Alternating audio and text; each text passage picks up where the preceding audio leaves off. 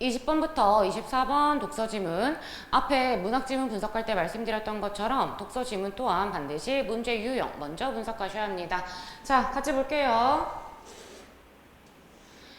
20번 윗글에서 알 수 있는 내용으로 적절하지 않은 것은 어떤 문제 유형이죠? 내용이 일치, 불일치. 모의고사에서 90% 이상을 차지하는 문제 유형. 그렇기 때문에 우리 어떻게 공부하자? 꼼꼼하게 의미 분석하며 읽는 습관 기르자. 아시죠? 자, 21번 문제 넘어갑니다.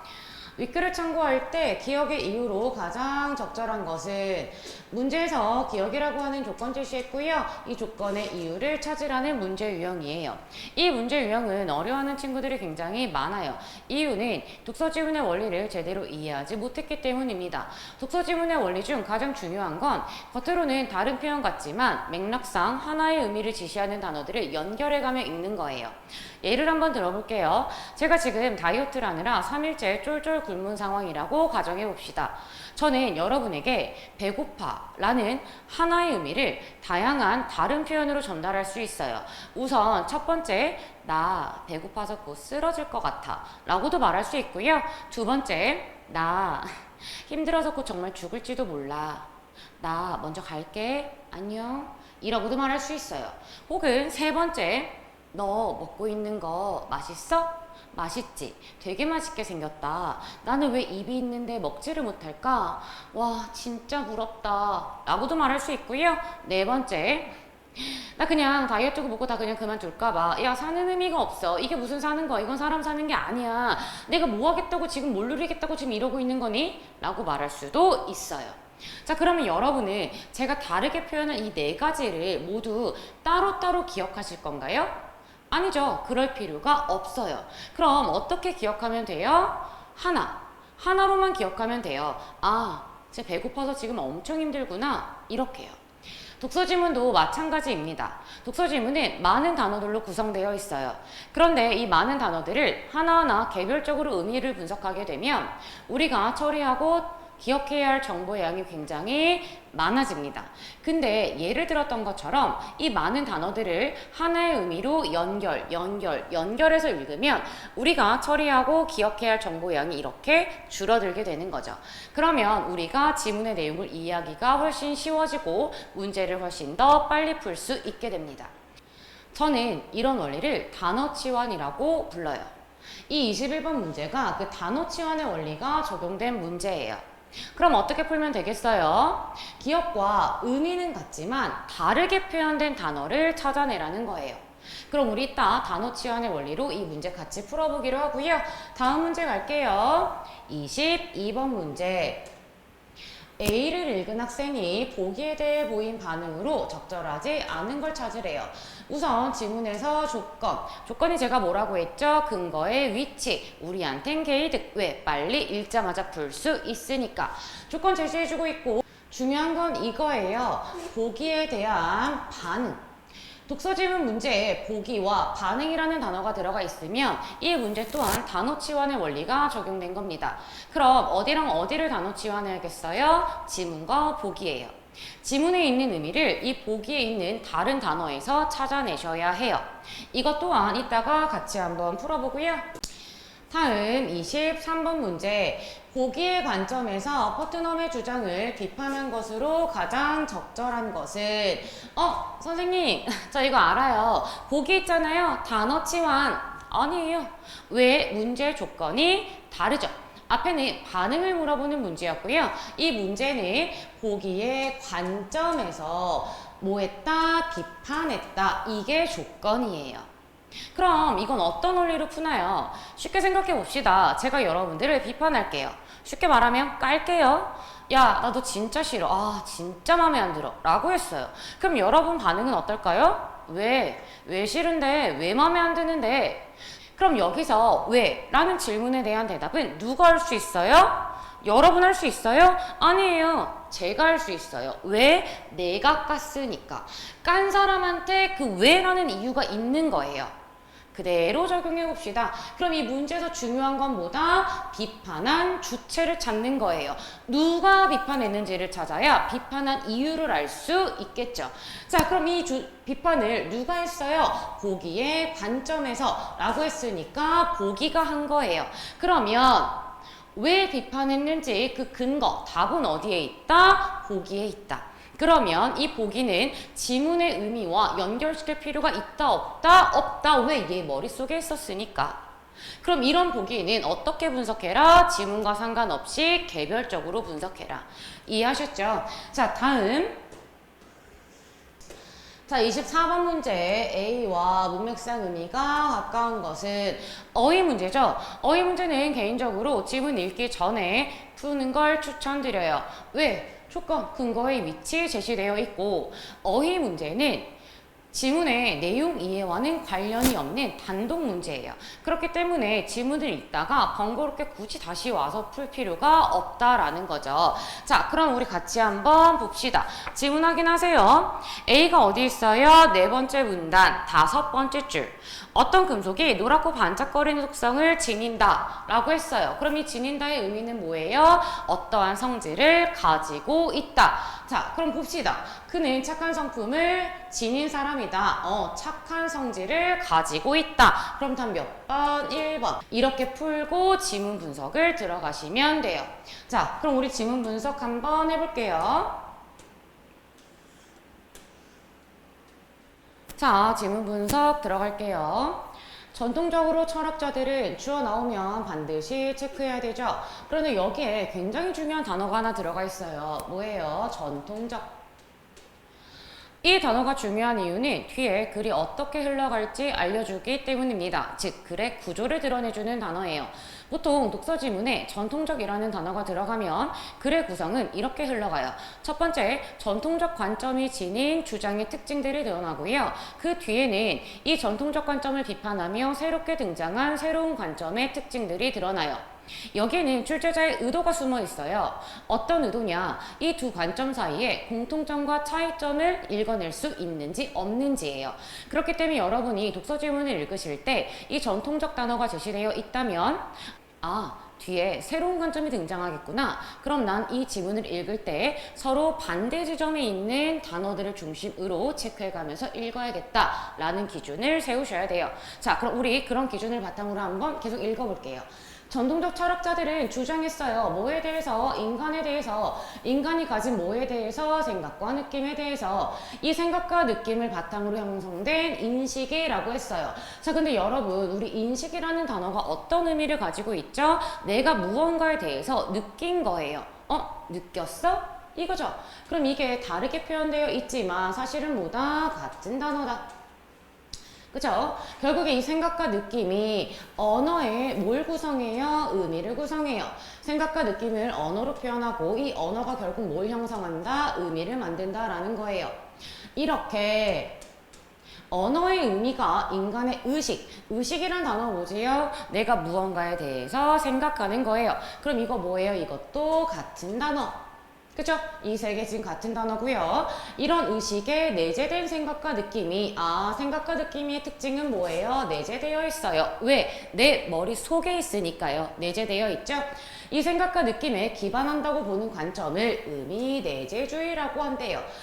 전통적 철학자들은 뭘 주장했다? 의미가 어디에 들어있다? 머릿속 안에 들어있다. 그래서 내재주의라고 주장했다라는 거예요. 이 관점에 따르면 계속 의미 내재주의 특징 연결되고 있죠. 우리는 대상에 대해 각자 가지고 있는 인식의 일부를 언어의 의미로 제시한다. 같은 말이에요. 인식을 언어를 통해서 의미를 구성한다. 같은 말을 지금 계속 반복적으로 표현하는 거예요. 예를 들어 우리는 레몬에 대해 노란색의 둥근 열매에 신맛이 나는 과일과 같이 설명하는데 뭘로 설명해요? 언어로 설명하죠.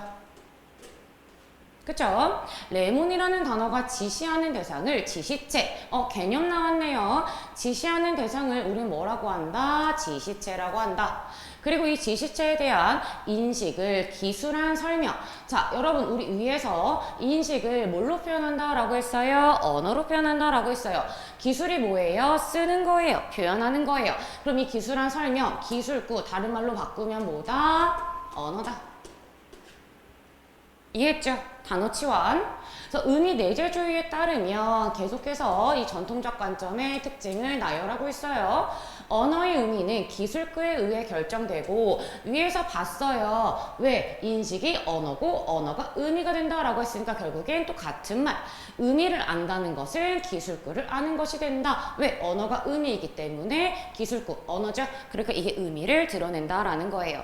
그래서 지금 1문단 보면 굉장히 길게 되어 있지만 사실은 같은 말을 계속적으로 반복하고 있습니다. 단어 치환을 왜 해야 되는 줄 알겠죠? 자, 그럼 두 번째 문단 가봅시다. 접속사 나와요. 그러나 나왔다라는 건 1문단과 2문단이 어떤 관계다? 대조관계로 흘러갈 거다. 분석 철학자 퍼트넘은 새로운 사람 나왔어요. 어떤 사람? 분석 철학자 퍼트넘. 우린 이 사람이 어떤 사람일 줄 알고 있죠? 왜? 전통적이라는 단어를 통해서 우리가 미리 예측했어요. 반대되는 사람이다. 자, 그럼 어떤 내용들이 나오겠어요? 위에서는 언어의 의미가 내재되어 있다라고 했어요. 그럼 얘는 뭐라고 주장했겠어요? 언어의 의미는 어디에 있다? 내재의 반대, 외재에 있다. 그럼 그 단어 나오는지 한번 볼까요? 기술구가 결정하는 의미가 객관적이지 않다고 비판했어요. 퍼트넘이 전통적 철학자들을 비판한 이유는 뭐 때문이다? 객관적이지 않기 때문에. 그죠? 그럼 얘는 객관적인 걸 중요하게 생각하는 사람이고, 그럼 전통적 철학자들은 객관적의 반대, 뭐다? 주관적이다. 그죠? 반대로 생각하면 되니까 없는 단어도 끌어낼 수 있는 거예요. 그리고 생각해보세요. 생각과 느낌은 내 머릿속에 있는 거, 내가 느끼는 거. 그러니까 당연히 주관적일 수밖에 없겠죠. 그래서 의미는 우리를 둘러싼 객관적인 외부 세계에 의해 결정된다. 나왔죠? 내재의 반대 뭐다? 외부. 그쵸? 의미란 뭐에 의해서 결정된다? 외부 세계에 있다라는 거예요. 이걸 얘네는 뭐라고 한다? 의미 외재주의. 그래서 그는 인간의 생각이나 느낌이 아니라 A가 아니라 B다라고 나오면 A는 아니니까 중요하지 않아요. 뭐가 중요해요? B. 뒤에 있는 게 중요해요. 외부 세계를 구성하는 대상으로서의 지시체. 우리 아까 지시체 위에서 봤었죠? 대상. 그 자체가 의미를 결정한다. 의미를 결정하는 거 외부에 있는 건데 이 외부에 있는 게 바로 뭐다? 대상이다라는 거예요. 이해했죠? 그래서 이거를 증명하고자 쌍둥이 지구 사고 실험을 제시했어요. 자, 그럼 어떤 실험 내용인지 봅시다. 지구와 모든 것이 똑같다고 인식되는 쌍둥이 지구가 존재해요. 화학이 고도로 발전하기 전에 두 지구에는 모두 물이라고 부르는 무색무취의 액체가 있었어요. 자, 물은 그러면 여러분 나의 생각, 내재에 있는 건가요? 아니면 외부에 있는 건가요? 외부에 있는 거죠. 그럼 얘는 뭐가 되는 거예요? 대상이 되는 거예요. 우리 여기서 확인했었죠. 외부에 있는 건 대상이다. 이게 있는데 사람들은 물을 마시고 수영이나 목욕 등 동일한 용도로 물을 사용해요. 그러므로 결론이 뭐예요? 두 지구의 사람들이 물에 대해 가진 생각과 느낌, 이 단어 봤죠? 정통적 철학자들이 주장하는 것. 이거는 어떻다? 동일하다. 어떻게 동일해요? 이렇게 사용하는 동일한 용도.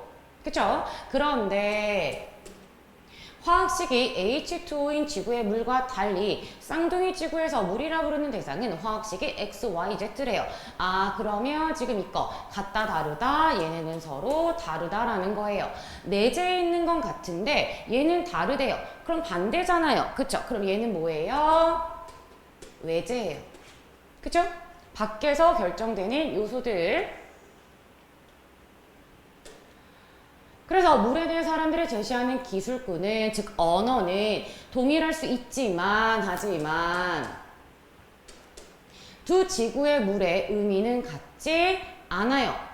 퍼트넘은 사고 실험을 통해 어떤 대상에 대한 사람들의 생각과 느낌이 동일해도, 뭐가 동일해도 생각과 느낌이 동일해도 대상 자체가 다를 수 있어요. 어떻게?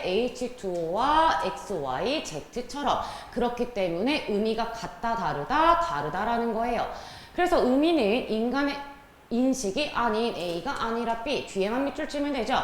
외부 세계를 구성하는 대상에 의해 결정된다. 이거 아까 위에서 봤어요. 이걸 증명했대요. 자, 그럼 봅시다. 우리 아까 기억 문제 기억하죠? 기억의 이유. 제가 뭐라고 했어요? 단어 치환의 원리. 자, 그럼 물의 의미가 같지 않아요. 왜? 대상 자체가 달라요. 대상 자체가 다르다라는 건 이 대상의 의미를 결정하는데 이게 어떻다? 다르다. 그럼 이 단어를 그대로 문항 가서 찾으면 돼요. 자, 문항에서 방금 우리가 봤던 게 뭐였어요? 의미가 다르다. 왜? 대상이 다르기 때문에. 자, 그러면 그게 지금 어디 있죠? 여기. 서로 다른 지시체이기 때문. 지시체가 뭐였어요? 우리 아까 단어 지원했을 때 대상이었죠. 그쵸? 서로 다른 대상 때문에 뭐다? 의미가 다르다. 그렇다면 몇 번? 2번이 되는 거예요. 그죠? 대상 자체가 다르다. 이해했죠? 이런 식으로 단어 지원의 원리로 풀어주면 됩니다. 자, 그럼 계속 연결해서 볼게요. 퍼트넘은 계속 연결되고 있어요. 한 단어의 의미는 관습적 사고가 아닌 A가 아니라 B예요. 자, 그럼 여기서 관습적 사고라는 단어 다른 단어로 치환해 봅시다. 뭘까요? 그죠? 생각과 느낌이에요. 왜? 사고라는 건 내가 생각한다라는 뜻이죠. 그렇기 때문에 얘는 생각과 느낌이라는 단어로 바꿀 수 있습니다.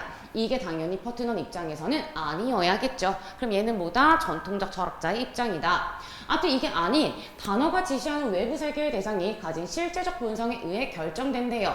아, 외부 세계의 대상은 뭘 가지고 있어요? 새로운 단어, 실제적 본성이 가지고 있어요. 실제적 본성이 대상 속에 숨겨진 본질적 구조로 얘는 뭐다? 대상 속에 있는 거예요. 즉 내 머릿속은 아니니까 내재는 아닌 거예요. 대상 속에 숨겨진 본질적 구조예요. 본질적이다라는 건 바뀌어요? 안 바뀌어요? 안 바뀌어요. 걔만이 가지고 있는 고유한 거예요. 그래서 과학적 발견을 통해 알려진대요. 그럼 의미를 알려면 우리가 뭘 할 수 있어야 돼요? 과학적 발견을 할 수 있어야 돼요. 예를 들어 어떤 금속이 노랗고 반짝거리는 속성을 지닌다라고 해도 실제적 본성이 금으로 밝혀져야 금이라고 부를 수 있어요. 즉, 그럼 어떤 금속이 노랗고 반짝거리는 속성, 다른 단어로 바꾸면 뭘까요? 생각과 느낌이에요. 왜?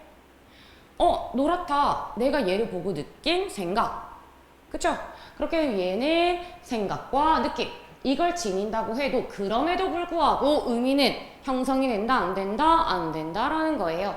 그럼 뭐로 형성이 된다? 실제적 본성이 밝혀져야 된다. 왜? 여기에 의미가 있기 때문에. 근데 물, 금, 알루미늄과 같이 자연에서 발견되는 대상을 나타내는 단어인 자연적 명사를 근거로 의미는 외부 세계의 대상이 가지는 실제적 본성에 의해 결정된다는 생각을 뒷받침했어요. 계속 같은 말을 하고 있죠. 또한 특징 하나 더 말하겠대요. 금에 대해 잘 알지 못하는 일반인이 금의 실제적 본성을 잘 아는 감별사나 금의 원소를 밝힐 수 있는 과학자 등과 같이 전문가의 안내에 의존해요. 그러면 이 의미를 결정짓는 실제적 본성을 누가 할 수 있다? 전문가가 할 수 있다. 일반 사람들은 알 수 있다, 없다? 없다. 이해했죠? 즉 다른 말로 바꿔줄 거예요. 금을 구별하는 일은 소수의 전문가들이 담당하고 일반인들은 전문가의 지식에 따라 금이라는 단어를 사용하게 돼요. 같은 말이죠. 왜? 전문가만 발견할 수 있다라고 했으니까. 그래서 퍼트넘은 언어 사용을 위해 언어 공동체에서 일상적으로 이루어지는 언어적 협업을 언어적 노동 분업이라고 불렀어요. 뭘 위해서? 언어 사용을 위해. 목적. 그죠? 공동체에서 일상적으로 이루어져요. 뭐가? 언어적 협업이. 이걸 얘는 뭐라고 했다? 언어적 노동 분업. 왜 분업이란 단어가 들어갔겠어요? 전문가와 일반인이 하는 일이 다르기 때문이에요. 무슨 말인지 알겠죠? 자, 그럼 A 읽었어요. 그럼 우린 바로 어디로 간다? A. 근거 위치 알려준 조건부 문제로 간다. 자, 제가 뭐라 그랬어요? 이 문제 또한 단어 치환의 원리가 적용돼 있다. 그렇기 때문에 지문에서 봤던 의미를 어떤 단어랑 연결시켜라? 보기에 있는 단어랑 연결시켜라. 봅시다. 냄비를 만드는 재료로 사용되는 냄비라는 거 어떤 단어로 치환할 수 있을까요? 내가 보는 대상이겠죠. 왜? 외부에 있으니까요. 다른 말로 뭐였어요? 지시체였어요. 냄비를 만드는 재료로 사용되는 몰리브데넘은 자연에 존재하는 금속으로 얘도 그럼 뭐가 되겠어요? 금속. 우리 아까 앞에서 봤잖아요. 얘도 뭐다? 대상이다. 그죠? 알루미늄과 속성 및 용도가 매우 유사해요. 아, 속성 및 용도라는 단어 나왔어요. 이거 아까 지문에 봤던 어떤 단어로 바꿀 수 있어요? 생각과 느낌. 즉 다시 말하면 인식으로 바꿀 수 있는 거죠. 그죠? 왜? 내가 이렇게 쓰이는 용도 우리 아까 그 과학적 실험에서 봤었잖아요. 그러나 몰리브데넘의 원소 기호는 MO로 I인 알루미늄과는 다른 물질이래요. 아, 다르대요. 그 근거가 뭐예요? 원소 기호가 얘는 얘래요. 그럼 얘가 바로 뭐예요? 얘만이 가지고 있는 외부 대상 자체가 가지고 있는 속성. 그게 뭐였어요? 실제적 본성이었어요. 그렇기 때문에 다른 물질, 뭘 할 수 있다? 알루미늄과 다르다는 의미를 구성할 수 있다라는 거예요. 그래서 일반인들은 이거를 구별할 수 있어요? 없어요? 없어요. 왜? 지문에서 누구만 할 수 있다라고 했어요? 전문가들만 할 수 있다라고 했죠. 이해했죠? 다 단어 치환했으니까 바로 봅시다. 1번 몰리브데넘과 알루미늄의 속성이 비슷하더라도 실제적 본성에는 차이가 있다. 맞죠? 실제적 본성 얘는 얘였고 알루미늄은 뭐였어요? 얘였으니까. 그리고 이걸로 인해서 의미가 구별된다라고 했으니까요. 그쵸? 자, 다음 2번 두 금속의 원소를 밝혀낸 과학적 발견을 통해 몰리브데넘과 알루미늄의 본질적 구조가 드러나겠군. 본질적 구조가 아까 다른 말로 뭐였어요? 실제적 본성이었어요. 이건 뭘 통해서만 드러날 수 있다? 과학적 발견을 통해서만 드러날 수 있다라고 A에서 우리 밑줄 쳤었죠. 자, 다음 3번 몰리브데넘과 알루미늄을 구별할 수 있는 소수의 전문가는 여기까지 맞죠? 전문가만 구별할 수 있다라고 했어요. 단어가 의미하는 대상의 차이를 인지하며 맞죠? 차이를 인정하죠. 왜? 실제적 본성이 다르다라는 걸 알 수 있으니까요. 단어를 사용하겠군. 맞죠? 다른 단어를 사용해 주는 거죠. 그래서 자 4번 자연 상태에 있던 몰리브데넘과 알루미늄이 발견되면 두 금속의 의미를 결정하기 위해서 언어 공동체 협업이 필요하겠군. 자, 언어 공동체 협업이 필요한 목적이 여기는 의미를 결정하기 위해서라고 했는데 자, 바로 옆에 질문 봅시다. 언어적 협업은 왜 필요하다라고 했어요? 언어적 사용을 위해서. 문장 구조 지금 똑같아요. 그쵸? 뭐뭐를 위해서 언어적 협업이 필요하다. 근데 여기는 언어적 사용을 위해서 필요하다. 얘네는 의미를 결정하기 위해서 필요하다. 그럼 맞아요? 틀려요? 틀리죠? 그래서 답은 몇 번? 4번이 되는 거예요. 이해했죠? 자, 문항 마저 볼게요. 5번. 전문가의 안내에 따라 일반인들이 몰리브데넘과 알루미늄이라는 단어를 구별하여 사용하게 된다면, 그쵸? 전문가만 할 수 있다라고 했으니까, 언어적 노동 분업. 그쵸? 왜 우리가 분업이라고 했어요? 전문가와 일반인이 하는 일이 다르기 때문에. 그러니까 얘도 맞는 거죠. 이해했죠? 자, 그럼 지문 분석 계속 합시다.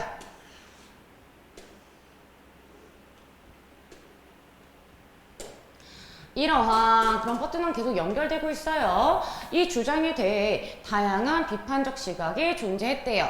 하지만 자, 비판적 시각이 구체적으로 나와 있지 않기 때문에 굳이 밑줄 칠 게 없어요. 비판이 존재했는데 하지만 이란이 나왔다는 건 이거의 장점, 의의에 대해서 말할 거예요. 언어의 의미에 대한 기존의 관점과 달리, 그쵸? 전통적 관점과 달랐죠?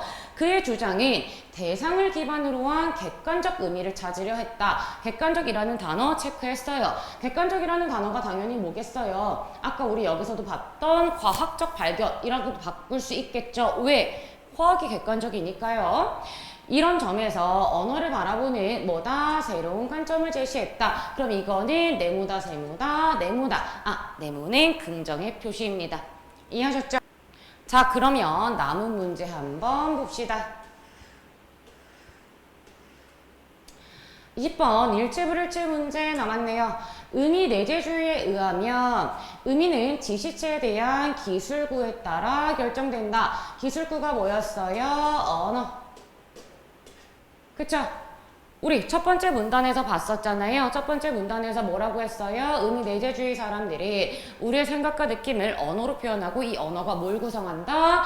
의미를 구성한다 라고 되어 있었어요. 그러니까 얘는 맞고 2번 의미에 대한 전통적 관점에 의하면 대상에 대한 인간의 인식이 의미를 구성한다. 맞죠? 생각과 느낌 이꼴 인식. 인식이 언어로 표현돼서 의미 구성한다 라고 1문단에 나와 있었고 3번 의미 외재주의에 의하면 의미는 우리가 살고 있는 객관적인 외부 세계에 의해 결정된다. 객관적이라는 단어 나왔었고 그쵸? 외재주의 과학적 발견 통해 할 수 있는 거니까 외부 세계에 의해 그러니까 어떤 주의? 외재주의 같은 말. 그러니까 5.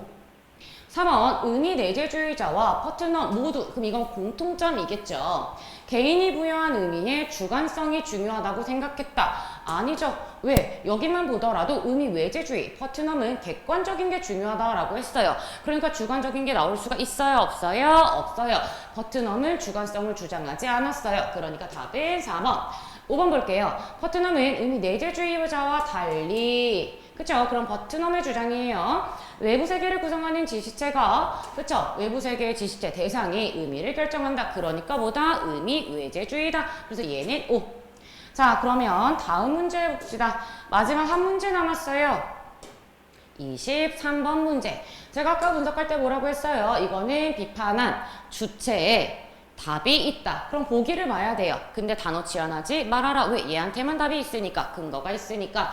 자, 외부 세계를 구성하는 어떤 대상이 단어의 의미를 결정한다면 여기까지 누구 주장? 퍼트넘의 주장. 레몬이라는 대상이 그 단어의 의미를 결정한다는 것은 당연하다고 볼 수 있어. 여기까지 인정. 그죠? 그러나 그럼 여기서부터 중요하겠네요. 인정은 하지만 나 이제 반대 말해볼게. 이거예요. 비판 시작해본다. 도깨비와 같이 외부 세계에 존재하지 않는 대상을 지시하는 단어도 분명히 뭘 가진다? 의미를 가진다라는 거예요. 그러면 이 단어를 나타내는 걸 그대로 찾아주면 돼요. 아, 보기에서 퍼트넘을 비판한 근거는 뭐다? 야, 외부 세계에 존재하지 않는 애들도 의미가 있어. 자, 그러면 우리 답 어떻게 찾으면 돼요? 이 비판한 이유. 이거랑 똑같은 단어, 치환될 수 있는 단어 찾으면 되는 거예요. 자, 어떤 걸까요? 5번, 인간의 상상으로 만들어진 단어. 어떤 것 치환할 수 있어요? 외부 세계에 존재하지 않아. 그럼 어디에 존재해? 나의 상상에 존재한다. 맥락상 같은 의미로 볼 수 있겠죠. 그죠? 그럼 답은 몇 번? 5번. 이렇게 풀어주면 됩니다. 자, 그럼 다음 질문 넘어가 볼게요.